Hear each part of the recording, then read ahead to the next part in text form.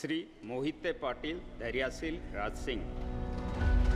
मी धैर्यशील उर्मिला राजसिंह मोहिते पाटील लोकसभेचा सदस्य म्हणून निवडून आलो असल्याने परमेश्वरास स्मरून शपथ घेतो की मी विधीद्वारा स्थापित भारतीय संविधानाप्रत अनन्य श्रद्धा व निष्ठा बाळगेन, भारतीय सार्वभौमत्वाचे आणि भारतीय एकतेचे निर्धाराने रक्षण करीन। जे कर्तव्य आता मला प्राप्त होत आहेत ते नेकीने पार पाडेन।